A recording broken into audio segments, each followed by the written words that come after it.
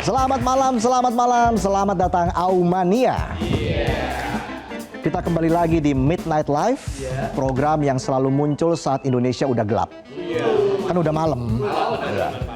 Hari ini episode 28. Artinya 72 episode lagi menuju episode 100. Masih lama. Mudah-mudahan nyampe ya. Udah kayak orang baru puasa 3 hari udah ngitung kapan lebaran. Mau Midnight Live sampai episode 100 atau cukup 28 aja nih penonton? Terus ya? 2000 episode? Mudah-mudahan ya. Udah kayak donatur nih, atur-atur. Ya udah langsung aja kita mulai. Inilah Midnight Live.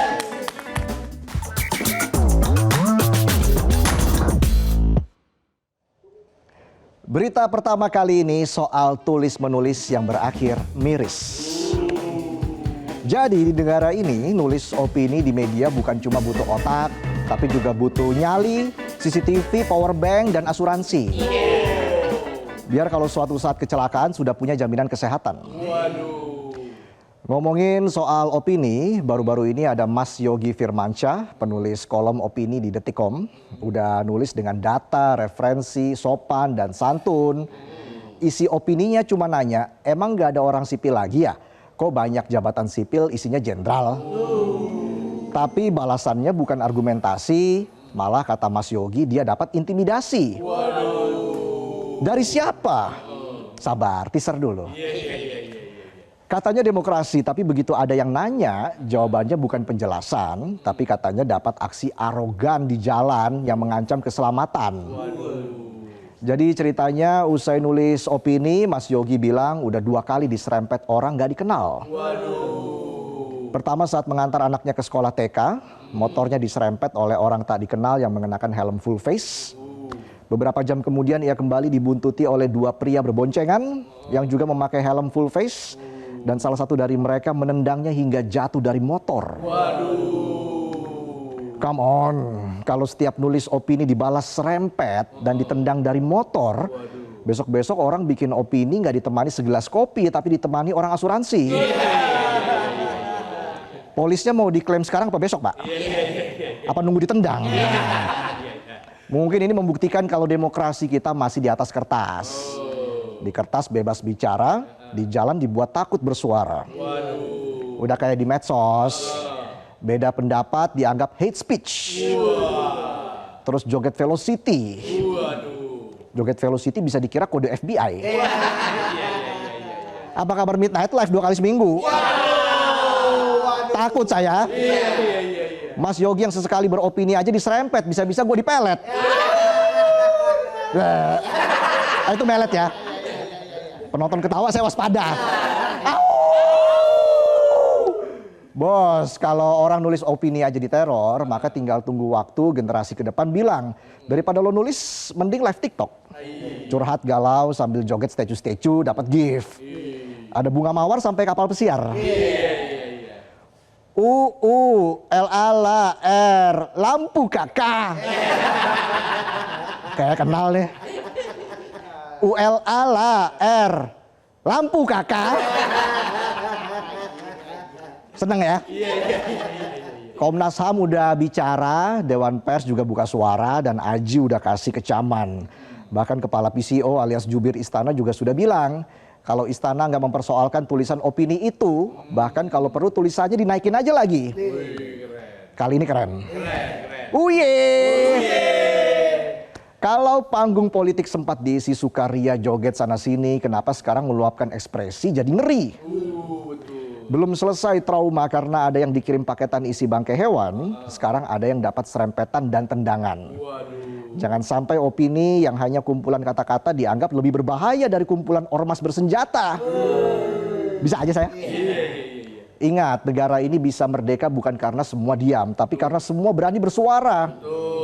Kita nggak butuh pemimpin yang sensi sama tulisan kritik dan opini. Kita butuh pemimpin yang kuat dengar kritik, kuat dengar kata-kata hari ini yang kadang-kadang menyakiti hati. Lanjut ya. Dari nasib kebebasan berekspresi, kita geser ke perakiraan cuaca sosial keamanan malam ini. Bersama saya, Valentinus Reza, host kesayangan Anda. Bisa aja saya. Serius ini. Baru-baru ini langit di kawasan Tangerang Selatan tampak lebih cerah. Setelah sekelompok awan mendung berbentuk preman berkedok ormas berhasil diusir dari lahan BMKG. Awan mendung ini terjadi bukan karena kabut asap industri, tapi kumpulan orang-orang yang ngaku ahli waris tanpa surat, tanpa malu, dan tanpa bukti. Awalnya mereka ini masuk ke lahan milik negara sejak 3 tahun lalu. Ngaku-ngaku ahli waris, tapi dokumennya cuma berbekal keyakinan, tatapan tajam, dan sedikit galak. Sambil teriak kita semua bersaudara asal bisa tarik uang sewa dari lahan milik negara. Ngakunya tanah warisan, tapi surat aja nggak punya. Kayak pacaran lama tapi nggak niat nikah. Suka ngatur-ngatur lagi. Berasa udah jadi papi mami. Giliran ditagi kapan ke KUA, entar ya, tabungan belum ada. Template-nya penonton ini mah. Bilang aja nggak punya nyali. Ingat, jadi laki-laki harus berani. Apalagi sama istri. Ya, ingat itu ya. Ada telepon. Halo Ma, oh iya, nanti cucian saya bersihin ya. Terima kasih ya. Biasa bergaya dikit. Jadi selama 3 tahun, lahan BMKG dipakai buat pasar malam, kontes burung dan disewakan buat lapak hewan kurban. Burungnya nyanyi, premannya yang joget. Dari perakiraan cuaca berubah jadi perakiraan hiburan. Burungnya lomba gacor, premannya ngupi, nunggu duit di setor. Bahkan pedagang hewan kurban mengaku disuruh bayar 22 juta rupiah buat sewa lahan. Mereka memang bukan pewaris lahan, tapi pewaris budaya pungutan liar. Kini setelah ditertibkan oleh aparat dan kembali steril, BMKG langsung pasang pagar biar aman dari premanisme. Ibarat membentengi diri dari mantan yang suka nongol lagi. Pas kita udah mapan. Ya mentang-mentang gue udah viral ngechat lagi dia. Padahal juga gue masih ngutang. Dan cuaca politik makin hangat setelah ketua DPR menyatakan kalau udah berbau premanisme ya bubarkan saja. Sepakat kita dukung. Karena kalau negara bisa mengusir awan gelap dari langit, mestinya bisa juga mengusir ormas gelap dari negara. Jadi pemirsa, perakiraan cuaca untuk ormas rasa preman kali ini, hukum nasional berawan kesadaran, namun masih disertai hujan penertiban ringan, sementara potensi cerah permanen masih menunggu premanisme dihilangkan. Bisa aja saya. Awan boleh gelap, tapi hukum harus terang. Dan jangan biarkan tanah negara jadi tempat nongkrong mereka yang suka bikin resah warga. Lanjut lagi, dari ormas yang sempat tongkrongin lahan negara, kita ke informasi dana negara yang diwacanakan bakal ditambah untuk bantu partai politik. Ceritanya begini ceritanya. Beberapa hari lalu parpol dapat penyerahan banpol dari APBN. Kayak dapat amplop nikahan, gak gede tapi bikin ketawa sendiri. Ada yang ngisi seceng, rendangnya nambah nih. Agar-agar mana dibungkus tisu lagi. Tisunya buat bungkus rendang tuh tadi. Kesenjangan kondangan. Dana dari rakyat dikasih ke partai dengan iringan tepuk tangan dan senyum tipis politisi. Tapi jumlah banpolnya nggak gede kok, masih Rp1.000 per suara sah. 1.000 perak di tahun 2025 cuma bisa beli karet gelang 3 biji. Kalau buat kasih Pak Oga di putaran depan gang, bukan disenyumin malah dibalikin lagi duitnya. Ini udah 2025 bos, harga mie instan aja udah bikin orang nyari sponsor. Apalagi buat cetak goodie bag kampanye. KPK bilang banpol harus naik biar partai nggak ngutang sama sugar daddy politik. Karena kalau nggak ditambah, nanti kampanyenya dibiayain orang kaya. Terus kalau udah menang, masyarakat nggak dapat apa-apa. Yang dibangun cuma cita-cita konglomerat kaya berkedok alasan ini aspirasi warga.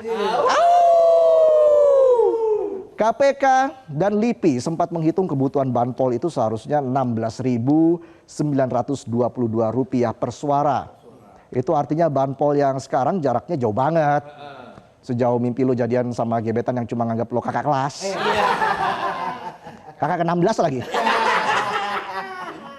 Tapi kalau loncat dari 1.000 ke 16.000 kegedean, bisalah naiknya setengah dulu jadi sekitar Rp8.000. Sisanya nanti kalau anggaran negara sudah cukup, jangan sampai dana banpol harus penuh, tapi anggaran negara harus pay letter dulu. Bahaya itu. Memang dengan perkembangan inflasi, dana bantuan parpol perlu ditambah lagi. Namun beberapa pakar mengingatkan bahwa ada kekhawatiran kalau cuma naikin banpol, nggak menjamin korupsi hilang. Ibaratnya gini ya, naikin uang jajan anak. Kan nggak bikin si bocah otomatis berhenti ngutang-ngatik dompet mbaknya. Apalagi kalau udah ketagihan top up PUBG tuh. Kayak eksekutif produser saya tuh.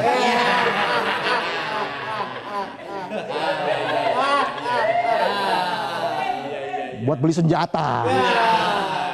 Jangan sampai demi winner chicken dinner, tapi di meja makan nggak ada chicken buat dinner.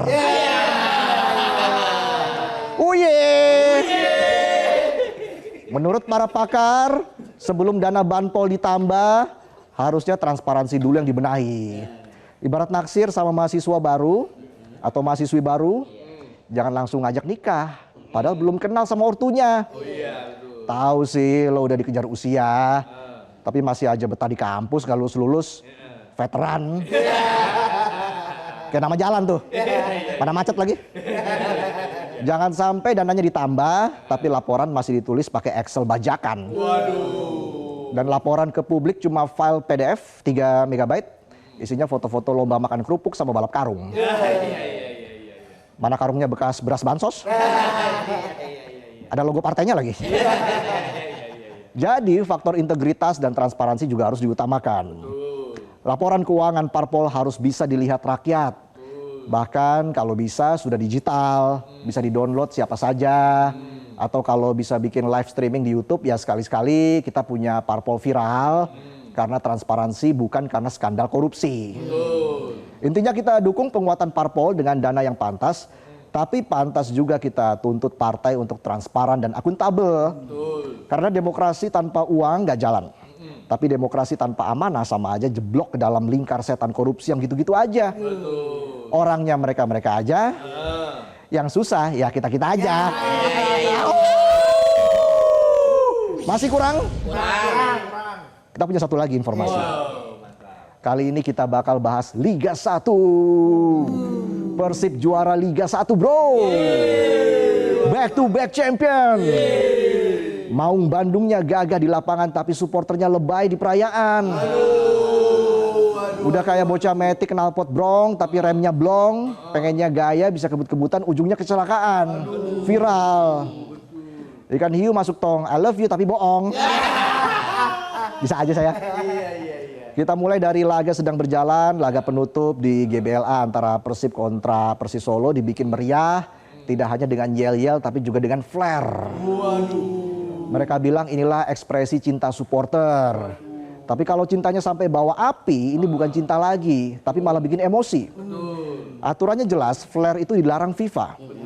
Bahkan di laga Persebaya versus Persib di GBT 1 Maret lalu, ada seorang bonek yang kena sanksi larangan hadir ke stadion seumur hidup. Gara-gara nekat nyalain flare. Bahkan klubnya Persebaya juga kena imbas dijatuhi denda. Supporter macam apa yang bikin tim sendiri rugi? Mau lihat Persib main tanpa penonton? Coach Bojan aja sampai bilang itu egois.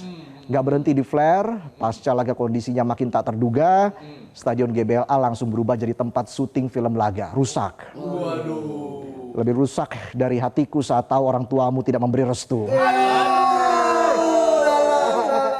Dalam bro. Rumput dicabut, gawang dikoyak, fasilitas dirusak. Hatiku terkoyak. Apakah ini bentuk supporter mengartikan pepatah cinta butuh pengorbanan? Cinta Persib juara tapi stadion dikorbankan. Melihat aksi Boboto yang bikin rusak stadion, Gubernur Jawa Barat Kang Deddy Mulyadi emosi. Ia bakal mengirim siapapun yang merusak fasilitas ke barak militer. Bisa KDM fobia loh. Bocah aja trauma. Siap-siap lari pagi push up dan mandi air sumur jam 4 subuh. Dan yel-yel pagi hari ini. Ini mataku, mata kiri mataku, mata kanan mataku, mata-mata. Sambil nyabutin rumput lapangan Kodam tuh. Belum selesai di dalam stadion, di jalanan kota Bandung, konvoy nggak kalah ramai. Tapi ramai nggak selalu aman. Seorang bobotoh bernama Nugroho asal Cililin jatuh dari flyover Pasupati saat ikut konvoy. Korban jatuh dari ketinggian 15 meter ke area taman film di belakang toilet umum dengan cedera parah di wajah dan kepala. Saat ini masih dalam kondisi koma di RSHS Bandung. Kita doakan semoga membaik kondisinya. Boleh merayakan, tapi jangan sampai nyawa jadi taruhan. Dan ternyata nggak cuma di Bandung, perayaan Persib juara dengan vibes negatif juga dilakukan oleh supporter di kota-kota lain. Di Bogor, ada dosen universitas swasta dipukul oknum supporter saat konvoy. Alasannya sepele, tersinggung. Padahal dia dosen bukan wasit, bukan komentator, cuma mau pulang ke rumah. Sementara itu di Cianjur perayaan diwarnai dengan aksi tidak senonoh di depan umum. Bikin malu, bukan cuma klubnya, tapi warga Cianjur juga. Apalagi tetangganya. Ya elah tong-tong viral loh. Ingat bobotoh hebat itu yang bangga tanpa bikin malu. Yang teriak Persib nu aing tanpa harus nyakitin orang lain. Karena cinta itu nggak harus bawa api, konvoy sampai jatuh, atau ngajak orang berantem di jalan. Dan buat seluruh pecinta bola, supporter hebat itu yang kompak di stadion. Rapi di jalan dan nggak bikin keributan, tapi kasih kebanggaan untuk klub kesayangan.